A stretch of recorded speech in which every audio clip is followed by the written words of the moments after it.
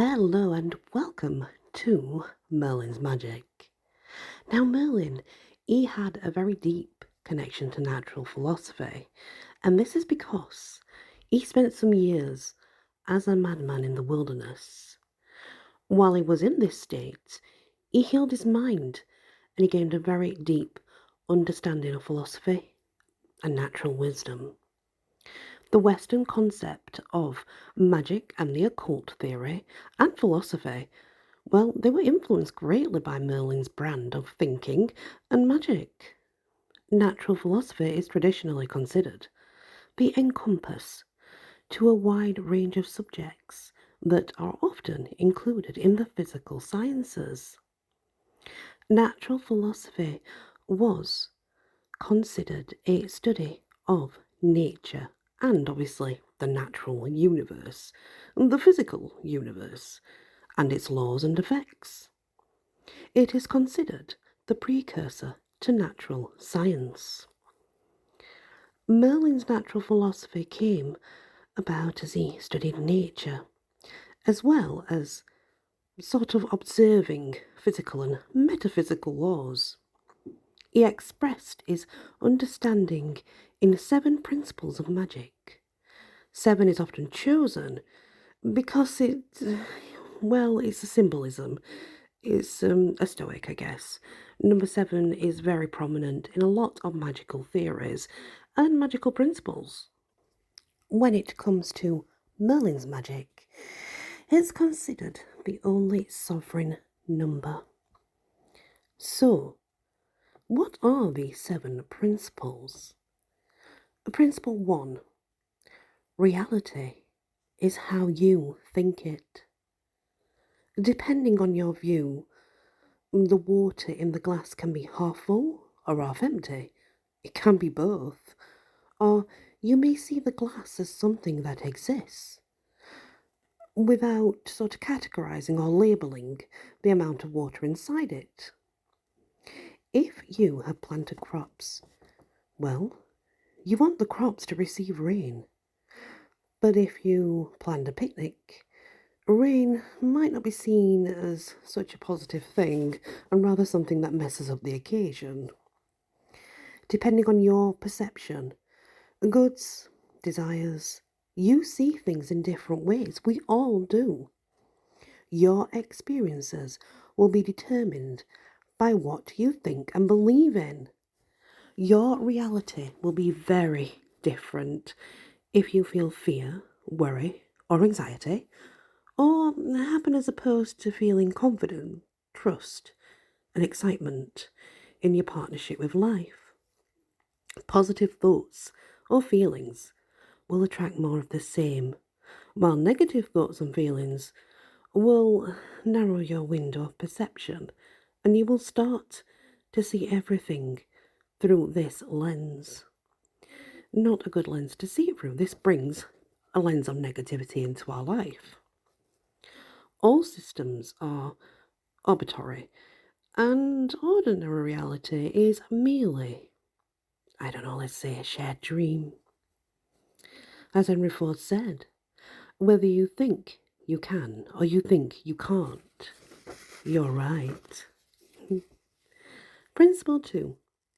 Limits exist only in our minds. No limits. Other than that, of course, that's holding you back in your mind. Our body seems quite limited, and so does reality. The true magician understands these are truly not right, and there are no limits in the universe other than the ones we create.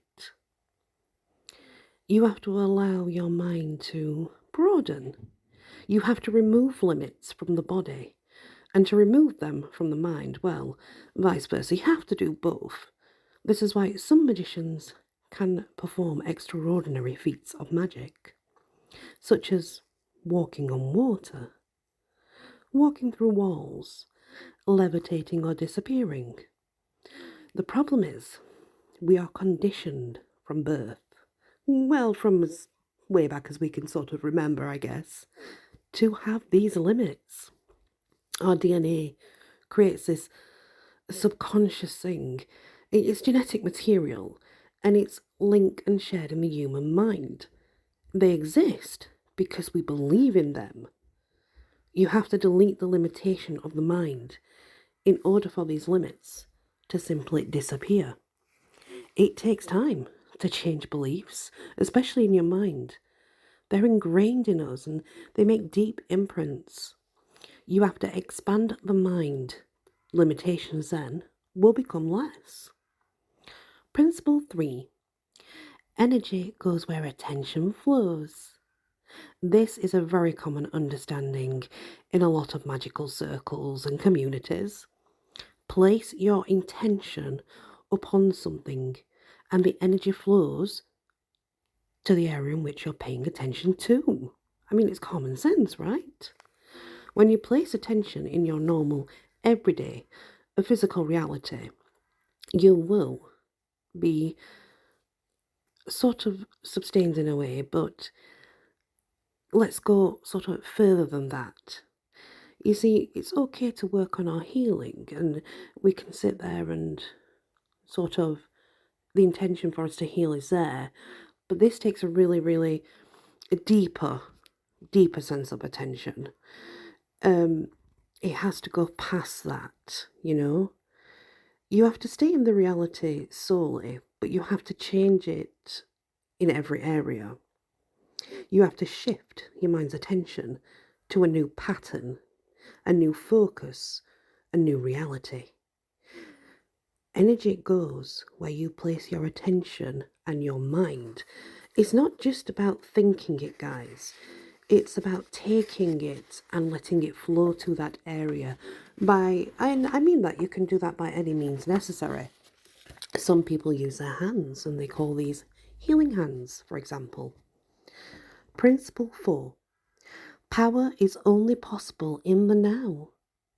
When our thoughts travel to the future or past, we have sort of lost some of our power, which is only really in the present moment, not in the past.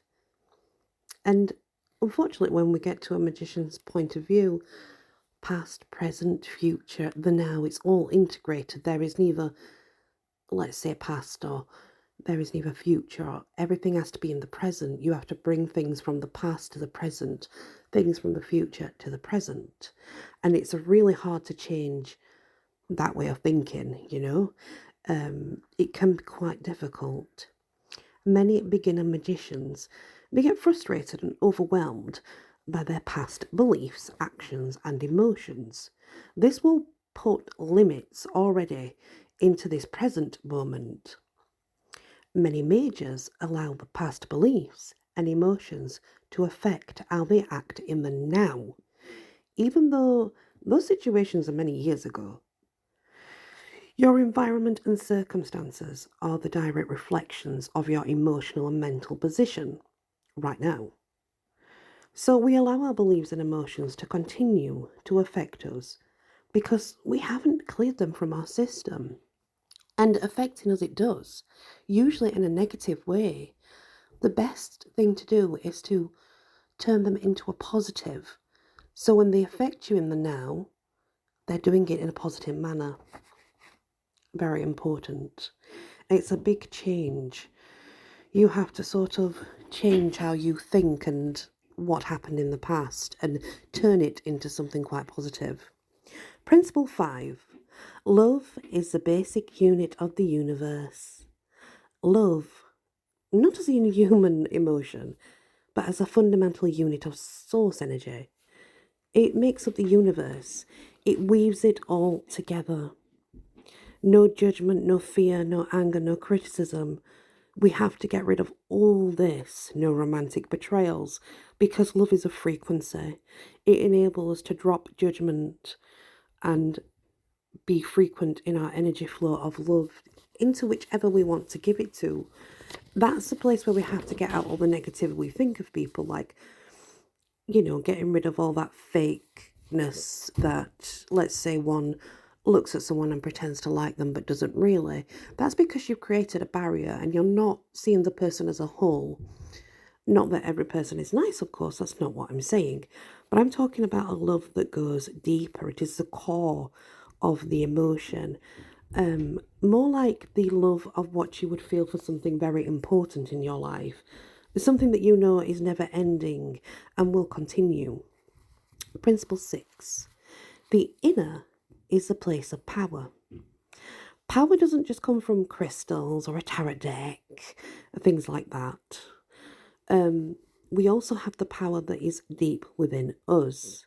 It's very subtle, that power, and it comes from other factors like gods, goddesses, spiritual hierarchy, parents, masters, forces of evil, even the church, just other outside things.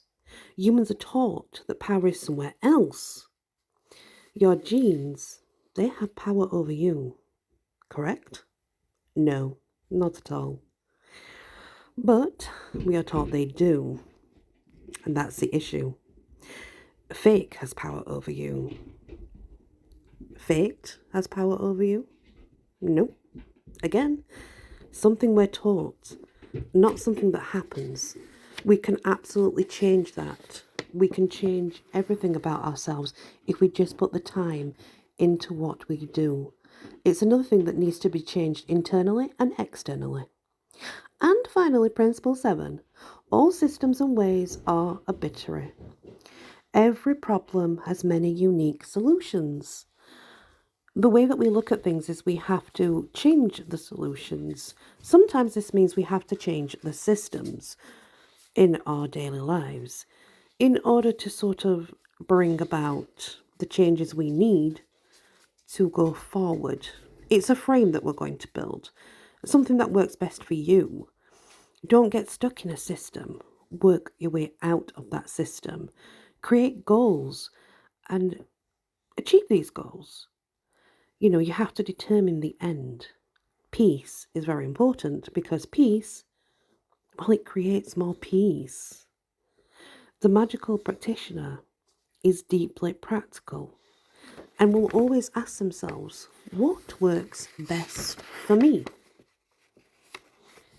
And I think that's important. It's all about what works best for you. And these are the 7 principles to think about if you're looking at Merlin's Magic. Thank you for listening and many blessings.